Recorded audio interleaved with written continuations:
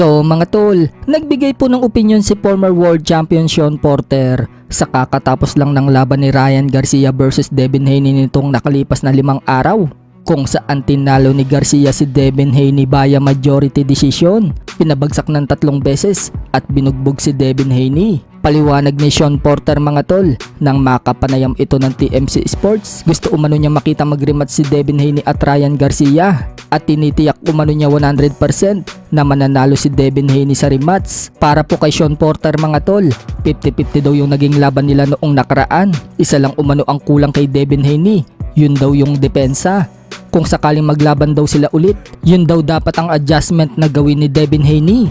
Lalo na daw kung paano nito iwasan na malakas na left hook ni Garcia. Kung sakaling siya naman daw ang magiging advisor ni Devin Haney, sasabihin daw nito kay Devin Haney mga tol na maglibang muna, lumayo muna sa social media at sa mga taong negatibo ang iniisip sa kanya at mga nangungutya. Kung kaya din daw ni Devin Haney na lumabas ng outer space, gawin daw niya para umaliwalas daw ang kaisipan niya. At kapag ready na daw si Devin Haney, bumalik daw ito sa kanya at pag-usapan daw nila ang rematch kay Garcia kung kailan umano niya gustong labanan si Garcia. Katulad ng sinabi ni Mayweather mga tol, hindi kailangan palitan ang tatay ni Devin Haney na si Bill Haney.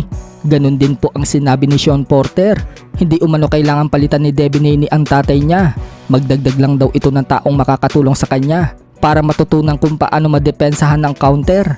Sa kabilang banda naman mga tol, isa nga po sa pinupukol ng tatay ni Devin Haney at ibang boxing analyst at mga expert, ang 3 pounds na sobrang timbang ni Ryan Garcia sa weigh-in.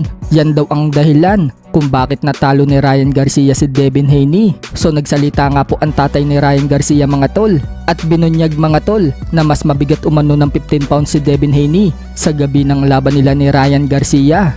Kaya banat ang tatay ni Ryan Garcia, huwag daw gawing dahilan ang pag-overweight ni Garcia sa weigh-in dahil mas mabigat umano itong si Devin Haney kumpara kay Garcia.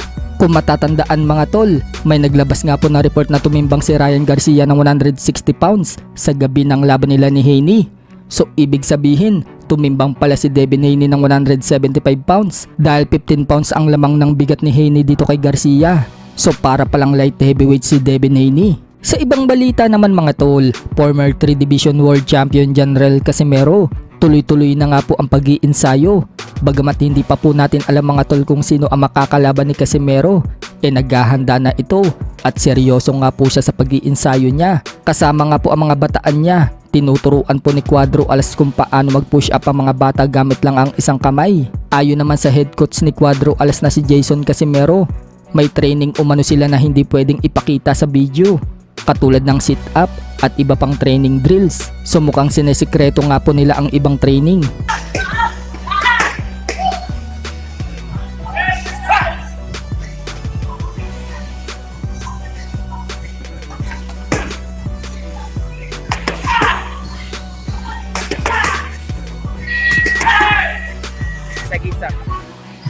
Sa dati sa Omega Boxing Gym sa IPI.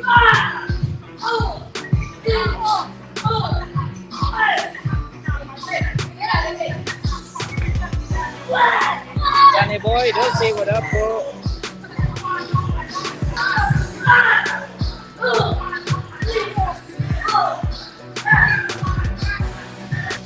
Babay na guys ha, kasi may gagawin pa po kami na hindi namin ipapakita po. Guys, out na kami guys ha. Yung sit up kasi hindi namin pinapakita yung sit up.